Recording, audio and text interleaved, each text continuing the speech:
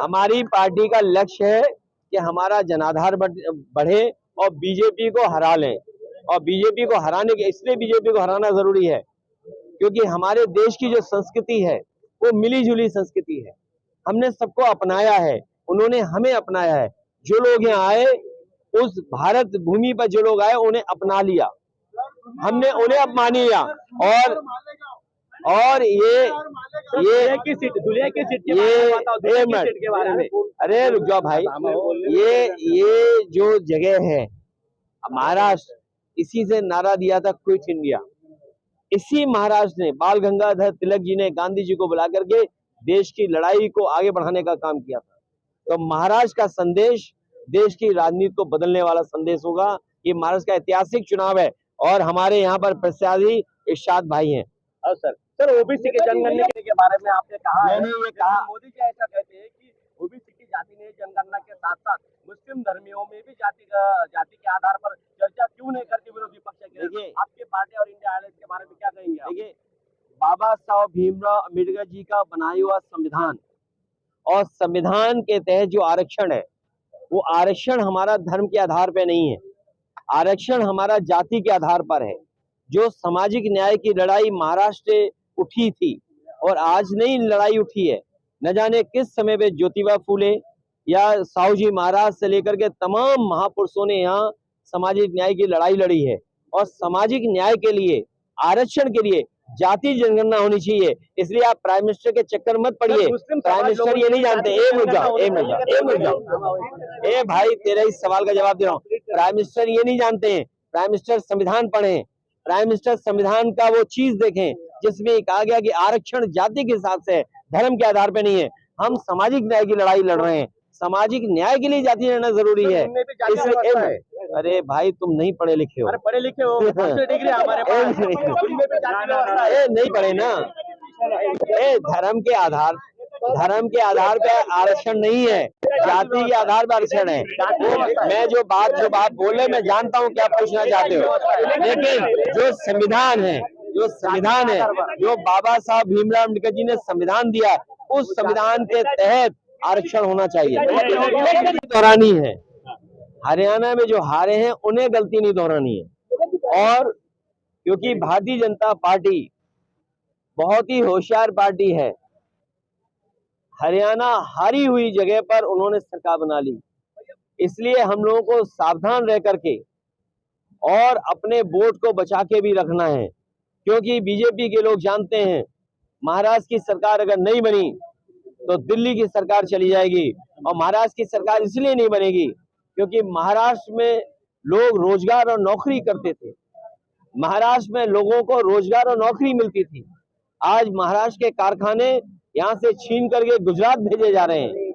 जो प्रतिमा लगी थी छत्रपति शिवाजी महाराज को न केवल महाराष्ट्र के लोग बल्कि पूरे देश के लोग उन्हें मानते हैं, पूजते हैं। हमारे उत्तर प्रदेश के लोग भी मानते हैं। सोचिए, उनके स्मारक में, उनकी प्रतिमा में ये घपले कर रहे हैं, तो महाराष्ट्र की जनता ये अपमान कभी स्वीकार नहीं करेगी। महाराष्ट्र की जनता इसको अपना सम्मान का चुनाव भी समझ रही है। अगाड़ी में एमवीए में समाजवादी पार्टी ने 12 सीटें मांगी हैं, 2 विधायक हमारे हैं और हम वो लोग हैं जो कभी कभी कम सीटों पे भी संतुष्ट हो जाते हैं। कम से कम सम्मान की तरह जिस तरीके से समाजवादी लोग यहाँ तैयारी कर रहे हैं, इरशाद हैं। कल हम लोग मालेगांव थे, क्या ऐतिहासिक कार्यक्रम था, बारिश के बाद भी लोग हटे नहीं, गए नहीं। तो ऐसे तमाम सीटें हैं जिनकी जानकारी हमने दे दी, जहां पार्टी मजबूत है उनकी सीटें भी हमने घोषित कर दी। और एक बात मैं बताना चाहता हूं, मुझे तो ये बताया जाता था कि सबसे अच्छी सड़क महाराष्ट्र की है। कल मैं मालेगांव से लेकर के धुलिया आपके शहर तक आया हूं, मैं गड्ढे नहीं गिन पाया। ये टोल इसीलिए लेते हैं, लगता गड्ढा भरने के लिए, लेकिन उस टोल से गड्ढा नहीं भरा जाता।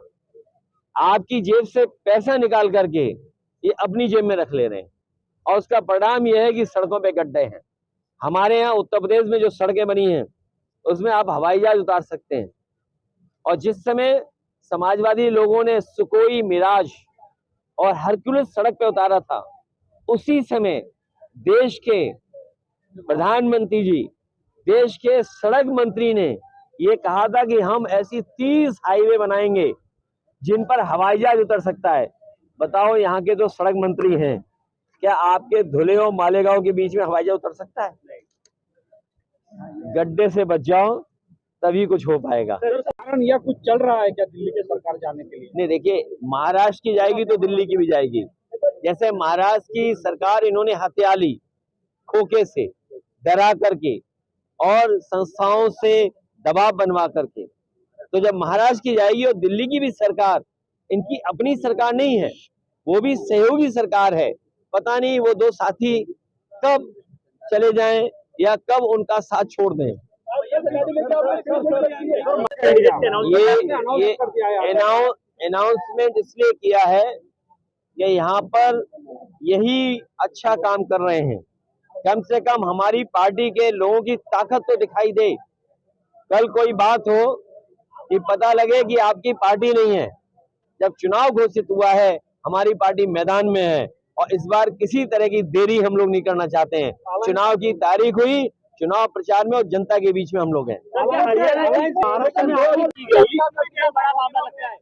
देखिए, मैं हालांकि हमारे पुलिस अधिकारी भी हैं, पुलिस के लोग भी हैं, और जो सवाल आपने पूछा है कि हत्या हो गई, हमने तो ऐसी हत्या देखी है कि आप ही के प्रेस के बनकर के हत्या कर दी। भूल गए? तो ये सरकार सब जानती है। अगर सरकार की जानकारी में है तो सरकार को सच्चाई बतानी चाहिए। इस देश की जनता कम से कम सच्चाई तो जाने कि आखिरकार क्या साजिश थी, क्या षड्यंत्र था। आप केवल महाराष्ट्र में एक मंत्री की हत्या हो जाए तब हो जाए हत्या, जब उसके पास किसी कैटेगरी की सिक्योरिटी है, वाई कैटेगरी, एक्स कैटेगरी, ये वाई प्लस की कैटेगरी सिक्योरिटी होने के बाद हत्या हो जाए, और फिर किस पे आरोप लग रहा है। और आप तो सोचिए, हमारे देश के ऊपर आरोप लग रहा है, अमेरिका हमारे ऊपर आरोप लगा रहा है, कनाडा हमारे ऊपर आरोप लगा रहा है कि हत्या हुई है। सोचिए हम अपने देश को कहां ले जा रहे हैं। और आज भुखमरी के आंकड़े आए हैं, जो 5 देश हैं उसमें सबसे ऊपर भारत है, और सुनने में आ रहा है कि हमारे पड़ोसी देशों से भी हम गए बीते हो गए, हम ज्यादा भूखे हो गए। भारतीय जनता पार्टी और महायुति गठबंधन ने महाराष्ट्र की जनता को महादुखी किया है,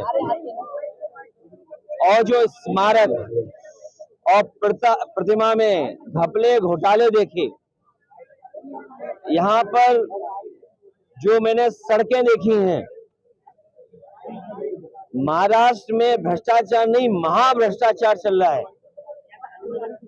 इन सब का जवाब इस बार जनता देने जा रही है। और महाराष्ट्र की सरकार, महायुति की सरकार, ये जनता के चुने हुए वोटों से सरकार नहीं बनी है, ये हत्याई हुई सरकार है। दबाव बना के, खोखा दे करके और लोगों को डरा करके सरकार बनी है। लोगों की जांच करके, लोगों को डरा करके, खोखा दे करके ये सरकार इन्होंने बनाई है। महाराष्ट्र की सरकार तो जाएगी जाएगी बीजेपी की, महाराष्ट्र के साथ दिल्ली की सरकार भी नहीं बचेगी। दिल्ली की सरकार भी जाने का काम होगा, क्योंकि दिल्ली की भी सरकार पूरे सहयोग और समर्थन वाली सरकार नहीं है। इसलिए महाराष्ट्र का ऐतिहासिक चुनाव होने जा रहा है। समाजवादी पार्टी का संगठन है, हमारी पार्टी के प्रदेश के अध्यक्ष अबू आसिम आजमी साहब पहले से विधायक रहेंगे, राज्यसभा मेंबर रहे हैं। हमारी पार्टी का रईस एक विधायक है, 2 विधायक हैं हमारे, और जहां जहां संगठन है, और आज हम इरशाद जागीरदार के कार्यक्रम में शामिल हुए हैं। ये लगातार जनता की सेवा कर रहे हैं, काम कर रहे हैं। हमें उम्मीद है कि हमारी पार्टी ने जो सीटें मांगी हैं, उन सीटों को शामिल होकर के हम लोग चुनाव लड़ेंगे।